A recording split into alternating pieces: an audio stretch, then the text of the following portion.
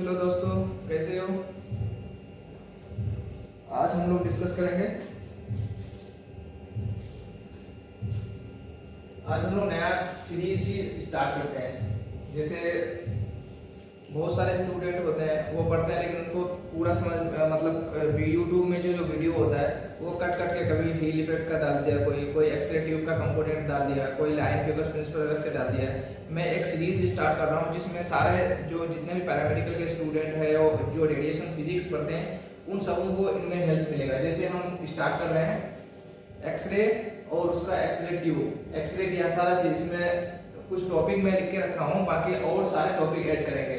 जैसे सबसे पहला है what is X ray, history of X ray, brief history of X ray उसमें देंगे, प्रॉपर्टीज ऑफ एक्सरे, उसके बाद type of X ray on the basis of power, क्योंकि हम लोग एक्सरे का जो टाइप हम लोग अलग अलग तरह से ये कर सकते हैं, तो ये on the basis of power. उसके बाद कैसे प्रोडक्शन होता है एक्सरे का, वो प्रोडक्शन ऑफ एक्सरे। उसके बाद what is X ray tube, X ray tube जो होता है जहाँ से एक्सरे का प्रोडक्शन होता है उसके बारे में डिस्कस करेंगे। उसके बाद फिर होता है कंपोनेंट, जो हमारा एक्सरे ट्यूब है उसके अलग अलग तरह के कंपोनेंट है उसके बारे में डिस्कस करेंगे।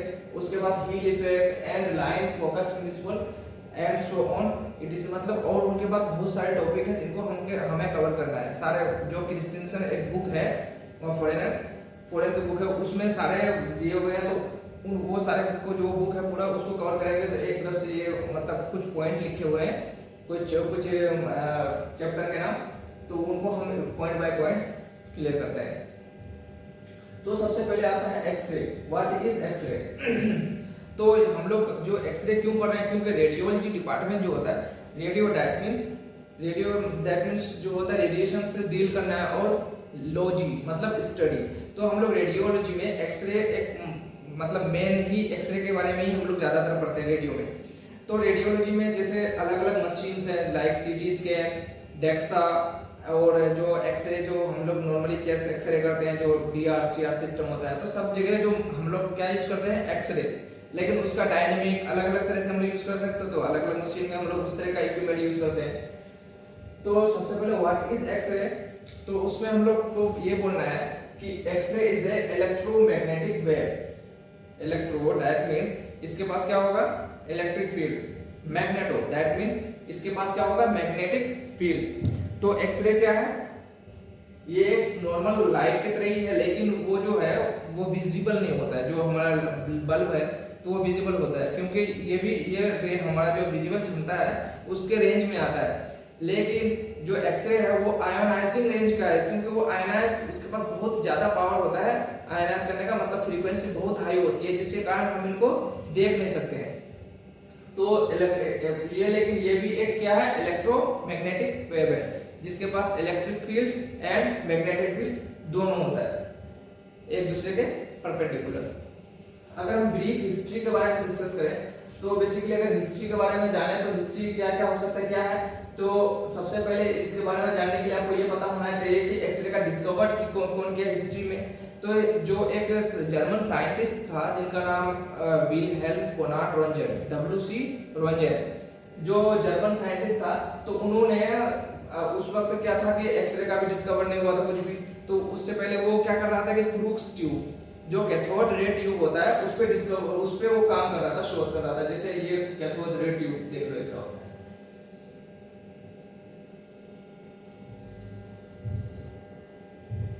This is cathode ray tube.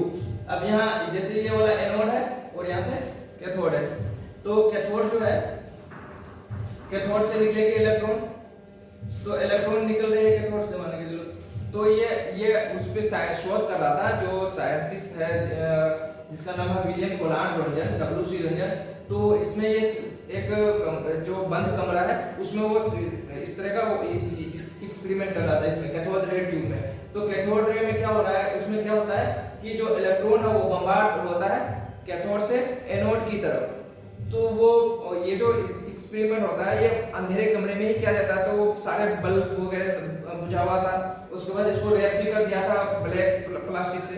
तो अचानक से जब क्या हुआ कि जो उन्होंने देखा कि आसपास में रखा हुआ था बेरियम प्लेटिनो साइनाइड। जब बेरियम प्लेटिनो साइनाइड जो है वो चमकने लगा अंधेरे में, जब एक्सरे के मतलब अभी तो डिस्कवरी हुई नहीं थी तो कोई नहीं जानता था कि एक्सरे क्या होता है।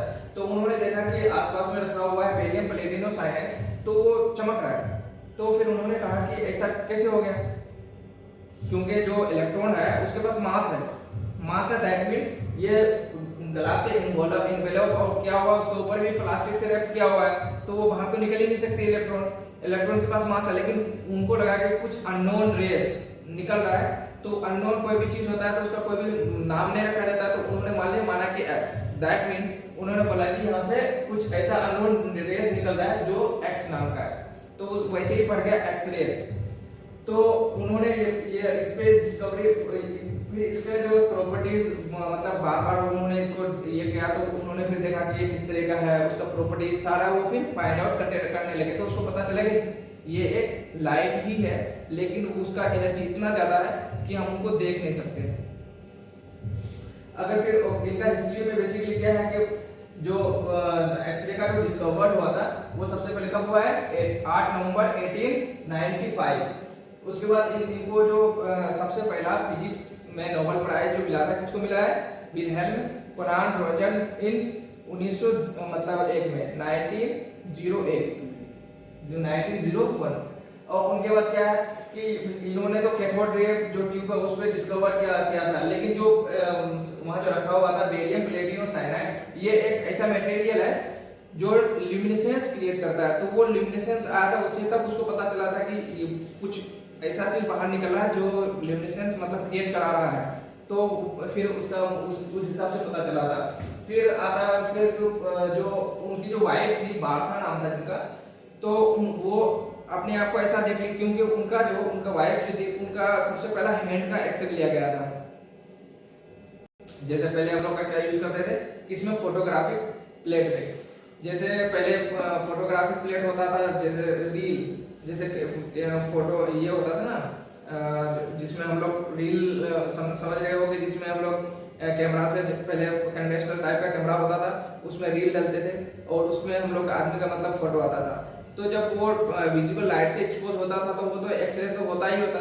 तो फिर एक्सरे से पहली बार उनकी वाइफ का हैंड का एक्सरे लिया गया था, जिसमें रिंग वगैरह भी आ गया था। तो उसकी वाइफ ने देखा तो उनको लगा कि मैंने अपने मौत को देख लिया, क्योंकि बहुत डरावना सा, क्योंकि उसमें स्केलेटन वगैरह दिखता है हड्डी, तो उनको वो डर गई थी। उसके बाद ये जो और इनका एक खूबी ये है कि ये जो साइंटिस्ट था रोंजन, उन्होंने जो एक्सरे का डिस्कवरी किया था तो उन्होंने पेटेंट नहीं लिया था। पेटेंट दैट मींस उन्होंने रॉयल्टी लेने से मना कर दिया, क्योंकि वो बोला कि ये मेडिकल फील्ड में हर आदमी को, मेरा मतलब आविष्कार से हर आदमी को फायदा होना चाहिए, ना कि अमीर और गरीब सबको। तो उन्होंने पेटेंट नहीं करवाया था। फिर आता है हिस्ट्री, तो बिलीफ हिस्ट्री हो गया। उसके बाद आता है प्रॉपर्टीज। अब प्रॉपर्टीज में एक्सरे के अगर हम प्रॉपर्टीज में जाएं तो सारे जितने भी लाइट की प्रॉपर्टीज होती है, सारे प्रॉपर्टीज एक्सरे के लिए वैलिड है। जैसे it is a electromagnetic wave, पहला तो प्रॉपर्टीज उसका क्या हो जाता है, जो उसका डेफिनेशन है। दूसरा है ये जो ट्रेवल करता है स्ट्रेट लाइन में, जैसे सूरज से हमारे पृथ्वी तक जो लाइट आती है तो वो स्ट्रेट लाइन में आती है, पैरेलल रेज है, ठीक है। एक रेज दूसरे रेज के बीच में डिस्टेंस सेम होता है। तो ये एक्सरे भी ट्रेवल जो करता है स्ट्रेट लाइन पे, स्ट्रेट मतलब इसके ये भी जो ट्रेवल करेगा स्ट्रेट लाइन पे, ठीक है। और ये जिस तरह नॉर्मल जो हमारा रेज होता है वो विजिबल होता है, लेकिन इसका रेंज होता है इनविजिबल में। जैसे स्पेक्ट्रम में हम लोग क्या क्या पढ़ते हैं, जैसे रेडियो वेव, जैसे रेडियो वेव, माइक्रोवेव, उसके बाद इंफ्रारेड, उसके बाद विजिबल रे, उसके बाद फिर आता है अल्ट्रावायलेट, उसके बाद फिर आता है एक्स रे, उसके बाद आता है गामा रे। तो यहां से इधर की ओर आते हैं तो एनर्जी बढ़ता है, लेकिन frequency, energy that means frequency दोनों बढ़ता है, एनर्जी या फ्रीक्वेंसी ये इंक्रीज हो रहा है। और इधर से इधर आते हैं तो लेकिन क्या डिक्रीज होता है, वेवलेंथ। वेवलेंथ जितना कम होगा फ्रीक्वेंसी उतना ही ज्यादा, क्योंकि एक फॉर्मूला है E = hc/λ। E कहां से आया है, E दैट मींस होता है फ्रीक्वेंसी का। ये प्लैंक कांस्टेंट है, ये स्पीड ऑफ लाइट है, और ये जो होता है वेवलेंथ है, लैम्डा वेवलेंथ और ये फ्रीक्वेंसी। तो अगर फ्रीक्वेंसी को हम बढ़ाते हैं तो वेवलेंथ ऑटोमेटिकली कम हो जाएगी। अब यहाँ जो एक्सरे जो है, एक्सरे किधर है, यहाँ से अगर हम आते हैं इसके पास सबसे ज्यादा वेवलेंथ है, फिर इससे कम, फिर थोड़ा सा और कम वेवलेंथ, इसके पास कम, मतलब घटते जा रहा है, एनर्जी बढ़ते जा रहा है। तो ये एक्सरे जो है इसका जो रेंज होगा, यहाँ पे याद करें, देखो इधर वेवलेंथ हम घटाते जा रहे हैं इस तरह का। अब देखो इसका यहाँ इधर सबसे ज्यादा वेवलेंथ है और इधर आते आते मिनिमम वेवलेंथ जो होता है वो कम होते जा रहा है। तो मान के चलो एक्सरे यहाँ से और इसके बीच में, इसका जो स्पेक्ट्रम किसके बीच में हो, इतना में एक्सरे हो रहा है, इतना रेंज इसका एक्सरे का है। अब यहाँ देखो, यहाँ से अगर एक्सरे को देखा तो इधर थोड़ा बड़ा है, फिर इधर छोटा होते गया है ना एक्सरे का वेवलेंथ। तो अगर तीसरा पॉइंट इसमें आता है टाइप ऑफ एक्सरे में on the basis of power. तो जो यूवी के बगल से स्टार्ट होता है, मतलब इसका कट ऑफ यहाँ से स्टार्ट हुआ, इधर से बढ़ते जा रहा है, तो यूवी के जस्ट बाद जो स्टार्ट होता है तो ये हो जाएगा हमारा सॉफ्ट एक्सरे। इसमें जाएगा ये सॉफ्ट एक्सरे। और जो यूवी और इसके बीच में होता है, यूवी और गामा के बीच में एक्सरे है, तो यूवी के जस्ट बाद जो एक्सरे स्टार्ट होता है उसका फ्रीक्वेंसी, तो उसको हम लोग किसमें रखते हैं, सॉफ्ट एक्सरे में। और जस्ट पहले, गामा से जस्ट पहले जो एक्सरे आता है, गामा तो हार्ड हुआ ही बहुत ज्यादा, उससे पहले जो एनर्जी रेंज है उसको हम लोग बोलते हैं हार्ड एक्सरे, हार्ड एक्सरे। और ये टाइप तो है, और प्रॉपर्टीज में क्या क्या आ सकता है, इसके पास ना चार्ज होता है ना ही मास। जो एक्सरेज है, क्योंकि ये पैकेट ऑफ एनर्जी है, एनर्जी का पैकेट है, दैट मींस उसके पास ना एनर्जी, मतलब एनर्जी तो है लेकिन उसके पास चार्ज और मास नहीं है। जब चार्ज और मास नहीं है तो इसका प्रॉपर्टीज में हम ऐड कर सकते हैं कि ये डिफ्लेक्ट में होगा। अगर इसको हम इलेक्ट्रिक फील्ड या मैग्नेटिक फील्ड के आसपास से गुजारेंगे लाइट को, जैसे नॉर्मल विजिबल लाइट हो या एक्सरे हो, तो वो किसी अपने पाथ को वो चेंज नहीं करेगा, मतलब डिफ्लेक्ट वो नहीं होगी। उसके बाद इसका जो वेवलेंथ है, यहाँ देखो इसमें बनाया जो इसका वेवलेंथ क्या है, शॉर्ट है, ये शॉर्टेस्ट है और ये शॉर्ट है, क्योंकि गामा रे से जस्ट पहले का है, तो इसका वेवलेंथ बहुत ही कम होता है। उसके बाद ये जो है अनअफेक्टेड बाय, इसके द्वारा अनअफेक्टेड होगा मीडियम, मतलब उस मीडियम का कोई जरूरत इसको ट्रेवल करने के लिए नहीं है, क्योंकि देखते हो कि सन से डायरेक्ट यहाँ तक आ रहा है, तो वो मीडियम रहे या ना रहे वो ट्रेवल करेगी। और ये इफेक्ट करता है किसको, फोटोग्राफिक फिल्म को। जैसे फोटोग्राफिक फिल्म है, मान के चलो जिसमें एक्सरे जो आता है वो हमारा होता है सिल्वर ब्रोमाइड का फोटोग्राफिक फिल्म, तो उसको इफेक्ट करता है, तब ना उसमें मतलब डार्कनेस और ब्लैकनिंग आता है, जिसके कारण हम लोग को क्या मिलता है, कंट्रास्ट मिल पाता है, तो फोटोग्राफिक फिल्म को इफेक्ट कर पाता है। और ये जो है यहाँ से यूवी रेज का आधा मान लो, यूवी रेज आधा स्पेक्ट्रम से इधर और इधर का, तो यूवी रेज के जस्ट बाद जो स्टार्ट होता है ना, तो वो आयनाइजिंग पावर का होता है। इसका मतलब ये है कि जो आउटर मोस्ट सेल जो होता है किसी भी एटम का, आउटर मोस्ट सेल या इनर मोस्ट सेल, किसी भी सेल से इलेक्ट्रॉन को निकालने की जो क्षमता होता है उसको हम लोग बोलते हैं उस चीज का आयनाइजिंग पावर। जैसे एक्सरे जो गामा रेज है वो किसी भी एटम के आउटर मोस्ट सेल या इनर मोस्ट सेल या बीच का किसी भी सेल से इलेक्ट्रॉन को निकालने का उनके पास पावर है। तो इसका मतलब ये क्या है, ये आयनाइजिंग पावर, इसका मतलब क्या है, ये आयनाइजिंग रेडिएशन है। जब ये आयनाइजिंग रेडिएशन है तो ये क्या कर सकता है, कैंसर कॉज कर सकता है, क्योंकि ये अगर म्यूटेशन कॉज कर देगा ना, जब किसी भी सेल से इलेक्ट्रॉन को निकालेगा, इसका मतलब क्या हुआ, उसका ओरिएंटेशन जो अंदर का वो चेंज हो गया, जिसके कारण उसमें वेरिएशन आ गई, वेरिएशन आएगा, जिसके कारण क्या होगा, उस जनरेशन टू जनरेशन उसका वेरिएशन जाते रहेगा, जिसके कारण होगा म्यूटेशन, म्यूटेशन से फिर क्या होगा, कैंसर कॉज होगा।